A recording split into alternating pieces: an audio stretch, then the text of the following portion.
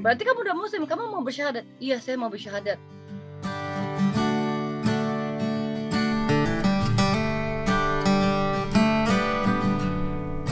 Jadi pada dasarnya kata Allah Subhanahu wa taala, ya, kita ini diberikan berbagai macam sarana. Semua orang fattaqullah mastata'tum. Maka bertakwalah kepada Allah sekuat tenaga, gitu ya.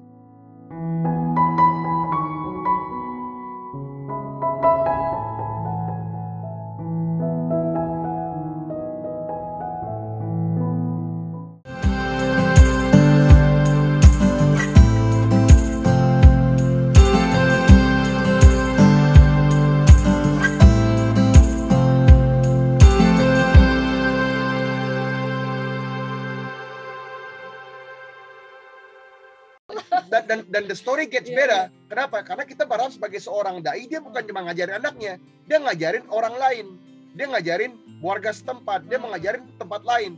Dia akan adakan the tour of dakwah. Dia akan mengajarin para mu'alaf dan mu'alafah yang baru dalam Islam. Nah, kalau udah begini, apakah ada keuntungan yang lebih tinggi dari ini, kan gitu? Ya. Kalau udah begini, nggak ada. Maka Allah Subhanahu wa taala mengatakan dalam Quran, "Wa man ahsanu qawlan mimman da'a ila Allah, ya, wa 'amilus shalihan wa qala innani minal muslimin."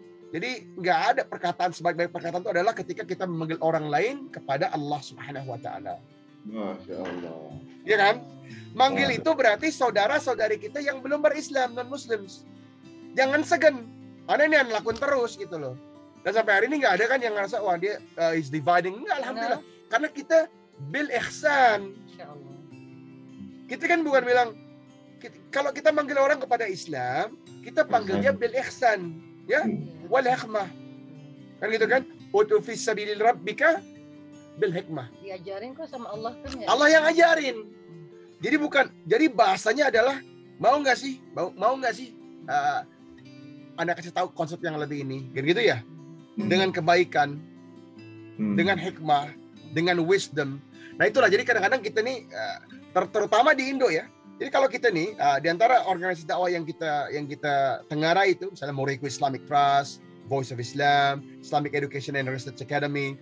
Ini kita kalau kita mengajarkan program tentang Islam, kebanyakan yang ngundang kita nih adalah sekolah-sekolah Kristen, St. Peter, St. Patrick, St. Patricia, gitu ya, sekolah-sekolah umum. Oke, Assalamualaikum Imam, Assalamualaikum warahmatullah. Can you make a lectures on Islam? Ya kan? Dia yang minta lectures on Islam. Jadi kita nyampain, kita jangan kalau di Indonesia kan ada mental, wah, nggak enak nih karena di situ. Ya, kebanyakan gitu kan? Nggak boleh, kita kan cuma nyampain. Temen, ya enggak, karena kita kan dasarnya kita menyampaikan satu. It is out of love. Iya. Wallahal adzim, Jahannam itu nggak ada bandingannya. Ya, buruknya Jahannam, dahsyatnya Jahannam itu nggak ada banding. Kok kita bisa diam aja? Balah, nggak enak.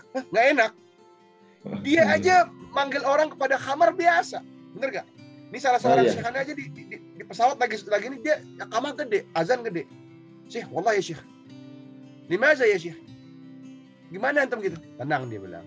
Dia aja tadi datang ke sini ya ngantarin khamar begitu, dia santai. Itu maksiat. Masa kita di dalam iman pada Allah kita yang segan? Di mana logikanya? Bener gak? Nah ini nggak mungkin pribadi seperti itu tuh di sekolahin dapat itu, nggak, itu pasti abahnya yang ngajarin. Iya benar. Integrity ya maksudnya. Itu nggak bisa orang kuliah dapat gitu tuh, nggak bisa. Wallahualam minal mustahil. Karena udah kebentuk. Jadi kita nggak tahu hati siapa yang tersentuh ketika kita berdakwah. Ini ada cerita ya, waktu kita ada salah satu orang mualaf nih deh. Kita kan setiap tahun kita mungkin karena Covid kita belum ada ya nih. Ada Islamic Awareness Week nih tiap tahun. Jadi itu kayak expo tentang Islam. Mengajarkan, we want to remove the misconception. Kita mau menghilangkan miskonsepsi tentang Islam, karena sekarang ini kan Islam tuh banyak kalau di media, Islam tuh teroris, agama yang tidak toleran, segala macam. Kita mau memperbaiki Islam itu kan. Nah, ketika mereka pada berdatangan gitu kan, nah kita nggak tahu, orang ada yang nanya kan. Kalau kita berdakwah tuh ada orang yang suka nanya, ada tiga orang kan kalau kita berdakwah, tiga kelas kan. Tiga kelas orang. Pertama kalau orang itu mau nanya karena dia tertarik ya kan. Kedua dia hanya bertanya-tanya aja, just to be asking a question gitu kan. Yang ketiga dia refuter, dia selalu menolak-nolak gitu kan. Menolak, oh ini salah, udah kan kita harus sabar, namanya kita harus sabar, jadi kita harus tabating.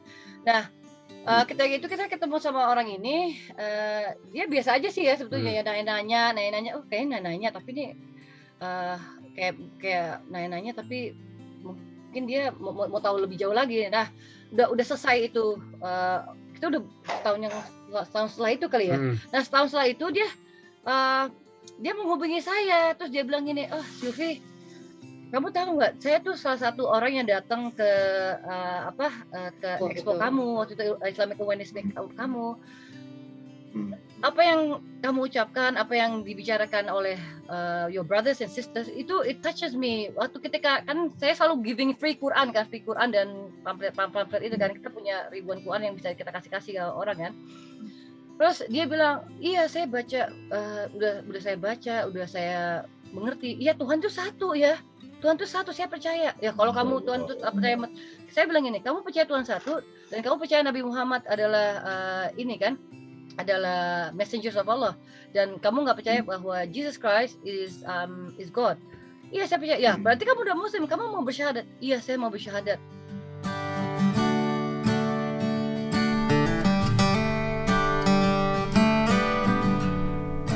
Kemudian tuh si ya tahun kemudian dia bersyahadat. Dia sebetulnya pada dasarnya orang itu tahu, cuman dia fitrahnya aja yang kita tumbuhkan, fitrahnya. Ada yang menahan, ada yang belum ini, ada yang belum siap, ada yang belum ready. Dia siap aja. Dia udah dia datang, dia langsung berhijab. Dia nggak tanya-tanya. Oh ya kamu, Masya Allah. Ya saya bilang kamu nggak usah maksain diri dulu, kan namanya kamu baru menerima Islam, kamu nggak usah paksain diri. I want to. I just want to do it. Dan dia selalu kan kami itu ada lecture tiap bulan di Masjid Tora. Dia datang dan tiap minggu, insya Allah dia mau datang tiap minggu. Kami juga ada kelas buat anak-anak. Ya datang aja kan. Nanti kami kasih paketnya baca Quran dari Al-Bata atau apa gitu kan. Jadi kita nggak tahu, kita sampaikan, kita nggak tahu hati siapa yang kita sentuh gitu loh. Karena pada dasarnya Allah kan udah berjanji kan, ketika 4 bulan 10 hari kan Allah dan makhluk itu kan ada perjanjian kan, bahwa ya kamu mau menjadi seorang muslim, ya udah berjanji kan. Alastu bi rabbikum, kata Allah Subhanahu wa taala kan, alastu bi rabbikum. Ya, you know, do you accept me as your God, as Allah Rabbul Alamin, dan setiap makhluk itu bersaksi kan begitu ya. Nah, jadi kita hidupkan lagi fitrahnya, kita siram lagi gitu. Oh iya, lama-lama oh iya. Ini ada quote-nya Dr. Zakir Naik ya. Beliau mengatakan bahwa setiap anak itu kan baik ya. Jadi kalau ketika kita dibuang di hutan, tidak ada pengaruh apapun, anak itu akan menjadi baik karena nggak ada pengaruh siapapun yang bisa lingkungan, berarti lingkungan ya. Akhlak dia atau mental dia kan, dia akan menjadi orang baik. Menarik nih Mbak. Jadi Feni ini kan ada Women Fest di Jakarta. Mbak di sana ada Women apa tadi? Islamic Awareness Week. Jadi gini, Islamic Women's Week. Majelis Ulama Selandia Baru ini kita punya program macam-macam ya, program dakwah gitu ya. Dan kebetulan Anda juga responsible for dakwah in New Zealand. Jadi dakwah ini memang ini kita ya. Jadi ini mengenalkan Islam kepada publik gitu loh. Gitu lah. Gimana Mbak Feni-nya punya babynya nih, ceritanya punya expo. Iya, kebetulan kita juga baru bikin juga sih Mbak, tapi kebetulan persis berapa hari sebelum kita lockdown pandemi di Jakarta. Jadi kemarin sempat pertama buat, alhamdulillah banyak yang datang juga gitu, apalagi Masya Allah. Di Indonesia ya, alhamdulillah tuh ternyata mereka tuh sangat antusias sekali dengan acara-acara seperti ini gitu. Terus ya kadarullah pandemi. Nah, insya Allah suatu saat nanti bisa ngundang juga nih Mbak Sylvie nih. Oh Mas Reza. Insya Allah Mbak. Semoga bisa sharing ya Mbak. Iya insya Allah ya. Kita ada Mbak Feni yang buat expo-nya, jadi kan orang mau datang. Enggak juga, malah karena banyak guru-guru kita yang Masya Allah di situ. Jadi itu kebetulan kayak hari itu khusus akhwat. Jadi hanya wanita semua yang boleh datang.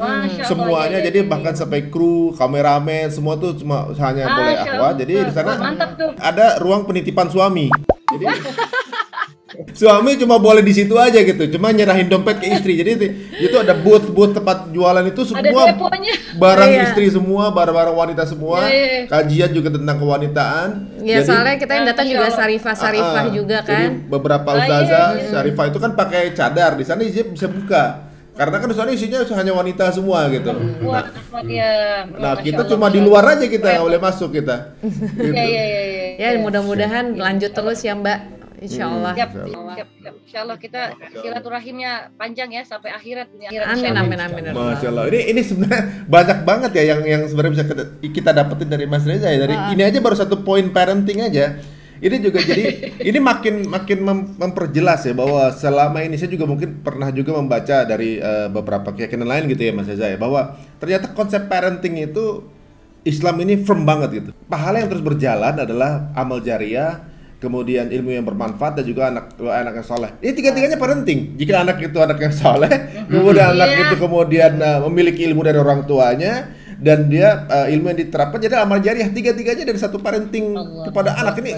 Masya Allah. Jadi ibaratnya konsep parentingnya udah benar-benar jelas dan firm, udah diajarkan di agama kita. Ini menarik sekali gitu. Tapi saya agak sedikit tercukil dengan tadi waktu mengenai pembahasan mengenai ibu adalah madrasah, salah satu madrasah utama ya. Utama ya. Di sirah gitu juga mungkin kisah para nabi atau juga mungkin orang-orang terdahulu, bahwa banyak orang-orang hebat seperti nabi kita gitu yang dibesarkan lebih banyak kepada ibunya tanpa ayah. Lebih banyak dibanding hanya dibesarkan ayah tanpa ibu gitu. Misalnya kayak Rasulullah SAW gitu, atau juga mungkin kan tanpa ayah ya.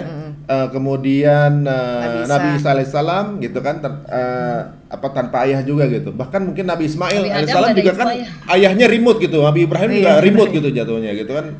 Bagaimana dibesarkan oleh seorang ibu, tapi kemudian ketika ayahnya hadir mengajak disembelih dan dia nurut gitu. Ini kan konsep parenting yang ibaratnya itu ibaratnya kalau satu Quran dibaca dari sudut pandang parenting, jadi tuh ibaratnya seperti itu. Ini bagaimana cara pandang Mas Reza? Gini, jadi kan Anda mundur dikit ya. Jadi bahwa kalau kita lihat dari belasan conversation in the Quran, the dialogue ya, ini 14 ya. I believe about 10 to 11 is between a father and a son. Kan gitu ya. Jadi peran ayah ini gede banget ya gitu ya. Cuman kadang-kadang kan jadi ayah tuh sibuk sebenarnya kan gitu ya. Tapi tentunya istri kita juga lebih sibuk kan gitu ya. Jadi ibu ini luar biasa banget capeknya kan. Semua ibu pasti ngomong gitu deh. Emang capek. Dia nggak berhenti. Thank you Didi. Iya. Dia nggak berhenti. Nah, tapi kalau kita ngelihat bagaimana ibu dengan ayah, Islam ini kan fair ya, adil. Adil ini adalah azas yang paling utama. Jadi kita lihat Imam Abu Hanifah rahimahullah, dia abahnya. Yang membentuk Imam Abu Hanifah rahimahullah itu abahnya. Gitu ya. Abdullah bin Umar radhiyallahu itu Umar abahnya. Gitu kan? Imam Syafi'i rahimahullah ibunya. Ya, Imam Ahmad bin Hanbal rahimahullah ibunya. Imam Bukhari ibunya, ya. Jadi Imam An-Nasa'i abahnya. Jadi dia ada terus nanti bahkan kombinasinya gitu ya. Kan gitu kan? Jadi kalau kita lihat, jadi nggak mesti ibunya, nggak mesti ayahnya. Nanti ada juga yang kalau kita pastikan, kita lihat nanti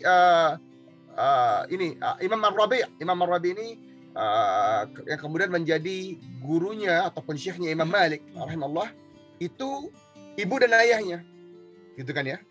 Nanti kita lihat lagi, nanti kita akan lihat terus, nanti kita lihat yang menarik, Imam Abdullah ibn al-Mubarak rahimahullah, seseorang kalau dalam pandangan ana nih, dia nih tabi'in yang terlengkap. Ini pandangan ana ya, ini kakeknya. Bermula di mana kakeknya nanti memilihkan jodoh buat ibunya, gitu kan ya. Gitu ya. Nah, jadi kita punya contoh macam-macam. Jadi pada dasarnya kata Allah Subhanahu wa taala ya, kita ini diberikan berbagai macam sarana, semua orang fattaqullah mastata'tum. Maka bertakwalah kepada Allah sekuat tenaga, gitu ya.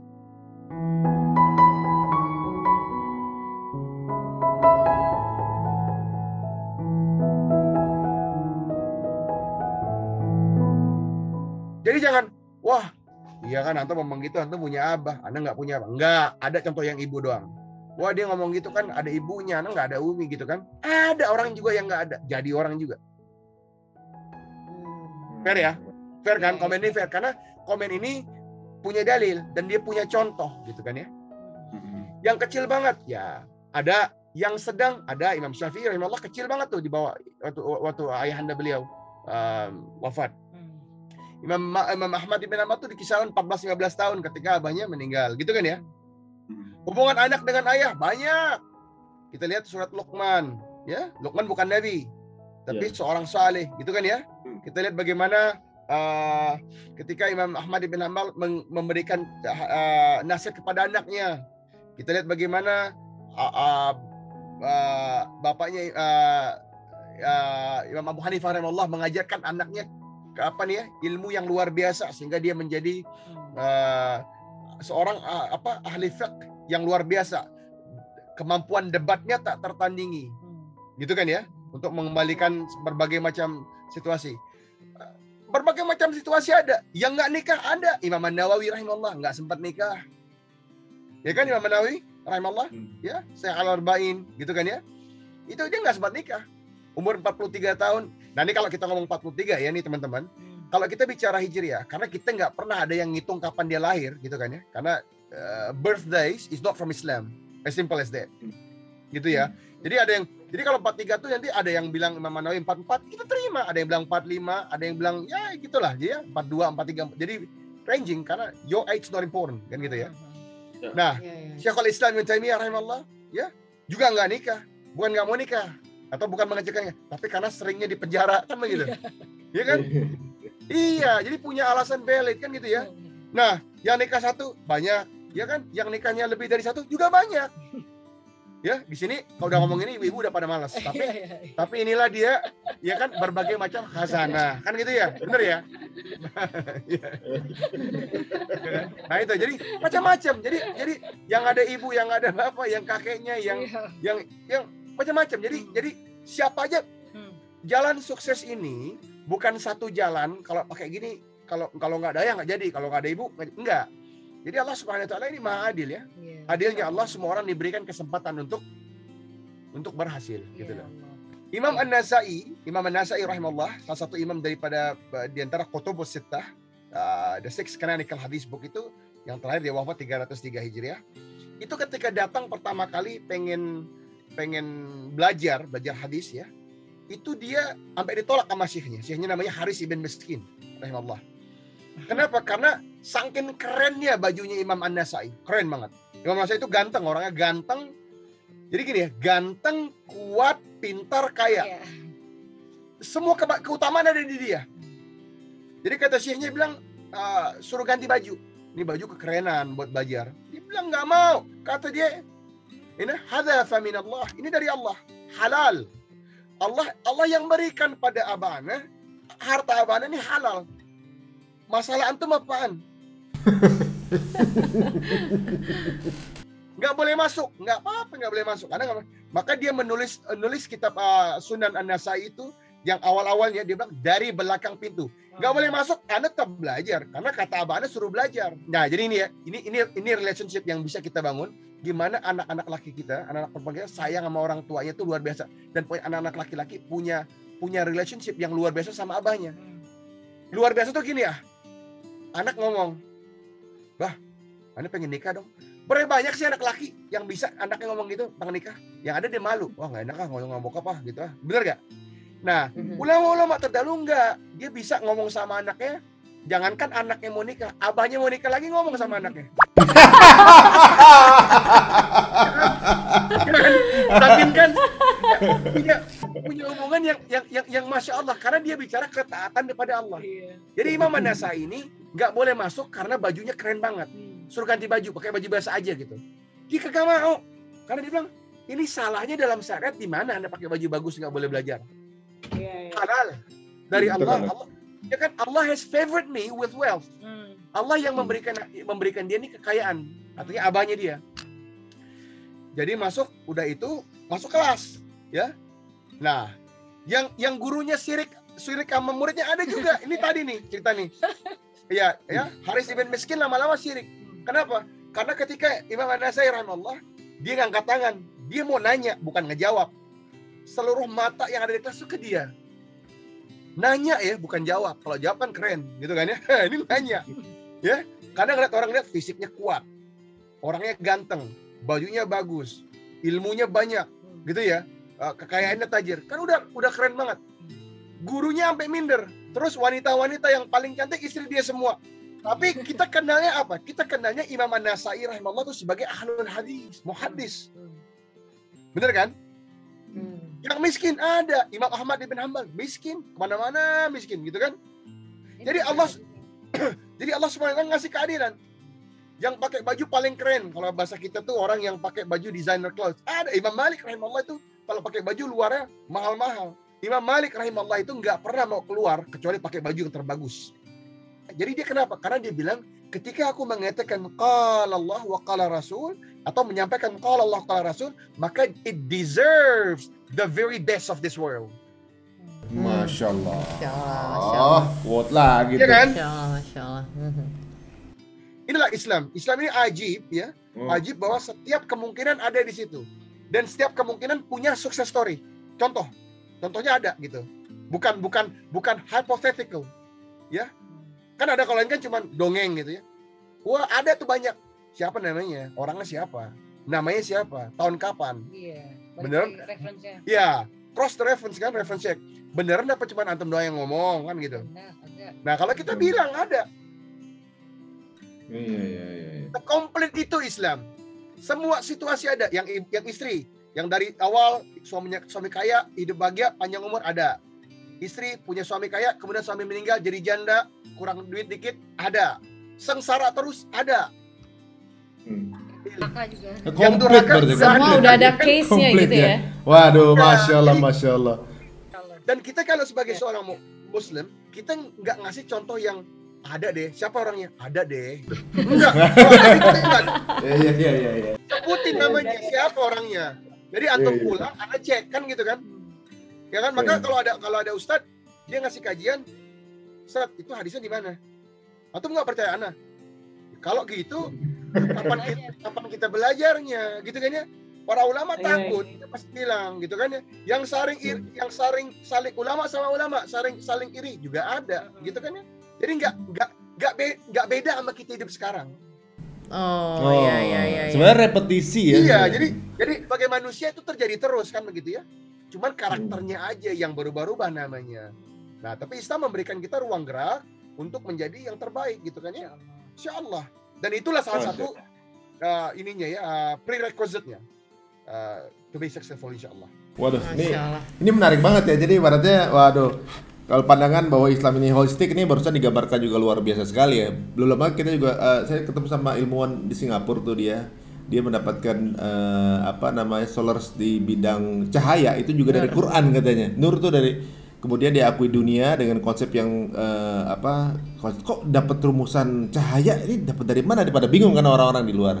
Nah, kemudian ketika ngobrol dia bilang bahwa Islam ini kuantum nih, bilang gitu. Jadi ibaratnya bisa dipandang dari sisi manapun gitu. Kalau kamu seorang politician, kamu lihat dari Quran, ketemu tuh ilmu politik. Pedagang, ketemu tuh pedagang. Nah, barusan dijelasin sama Mas Reza barusan, semua berarti sebenarnya mau contoh sampel apa aja, sebenarnya buku panduan kehidupan kita udah lengkap di Al-Quran dan Sunnah ya sebenarnya. Teman-teman, Mas Reza ini tinggal di ujung paling bawah, dan bahkan masjid beliau ini adalah masjid paling selatan ya. Paling ujung yang ada di New Zealand. Berarti kan paling ujung New Zealand aja di ujungnya dunia gitu. Jadi berarti kalau kita lihat peta, dia paling bawah. Kalau ada masjidnya itu di situ tuh, Mas Reza. Bisa kita lihat lewat Google Maps kali ya. Silakan ya. Susah gitu Pat ya. Ini menarik ya, karena ini kita justru mendapatkan ilmu parenting yang luar biasa. Ini sebuah konsep yang mungkin kita bisa jadikan catatan gitu. Kan kita kan sama-sama lagi dagang Dagangnya apa? Ilman nafi'an. Masya Allah. Karena kalau lain cuma bicara knowledge kan. Tapi bagaimana Nabi SAW mengajar kita, Allahumma inni as'aluka ilman nafi'an. Ya, bagaimana lihat bagaimana Nabi SAW mengajarkan kita ya. Allahumma inni as'aluka ilman nafi'an wa a'udzubika min ilman la yanfa'. Ya Allah, berikan aku, karuniakan aku ilmu yang bermanfaat. ya kan? And wa'udzu bika min ilmin la yanfa. Dan aku berlindung dari ilmu yang enggak bermanfaat.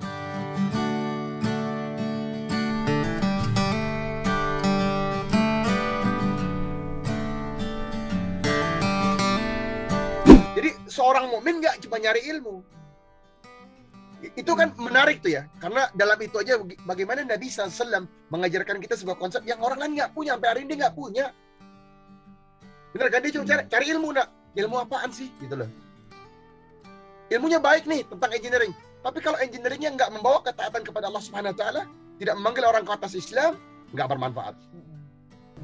Masya Allah, Masya Allah. Ini sebenarnya kalau kita nih ngerasa ini kita dapat rezeki loh sebenarnya ngobrol ini. Rezeki banget nih kita nih dapat ilmu yang bermanfaat banget. Mudah-mudahan juga subscriber kita juga ngedapetin ilmu yang banyak banget dari obrolan kita pada hari ini ya. Karena memang Masya Allah ini daging semua. Apalagi buat kita sebagai orang tua gitu ya, punya anak-anak yang terkadang masih bingung. Karena kan orang tua itu nggak pernah mentok untuk belajar gitu. Kita pun sebagai orang tua tuh nggak pernah bilang bahwa pembelajaran pola asuh kita udah paling bener. Tapi ya ternyata tadi kita dengar juga dari Mas Reza sama Mbak Silvi, wah pola asuh begini juga menarik banget nih, bisa kita aplikasiin juga kepada anak-anak kita. Jazakumullah khair Mas Reza dan juga Mbak Silvi. Doakum, jangan lupakan kami dalam doanya ya akhi, ukhti, muhabbati fillah. Dan jangan lupakan kami dalam doanya. Sama-sama Mas Reza dan juga Mbak Silvi ya. Sehat-sehat selalu ya. Salam buat keluarga semuanya. Semoga diberkahi Allah. Masya Allah, luar biasa. Alhamdulillah, telah tadi ya obrolan kita bareng dengan Mas Reza dan juga Mbak Silvi yang Masya Allah banget deh. Dapat banget ilmu, banyak banget ilmu yang bermanfaat dan mudah-mudahan bukan buat kita aja yang ada di sini, tapi juga buat teman-teman semua yang udah nonton. Benar, yang mau kita tanya semua mentah semua. Karena apa? Ini ilmunya ini benar-benar Masya Allah luar biasa sekali. Ini belum sampai kayak kita bagaimana dia mengembangkan peternakannya. Kemudian bagaimana kehidupan Islam di sana, kemudian dia jadi pendakwah juga seperti apa di sana. Bahkan mungkin kejadian Christchurch itu di sana seperti apa sih, kan beliau juga ternyata memiliki andil juga di sana. Iya, ini betul. Menarik, berarti kita perlu bikin sesi lagi nih sama beliau nih. Gimana buat teman-teman, setuju nggak sih kalau misalnya kita ngobrol lagi dengan Mas Reza dan juga Mbak Silvi?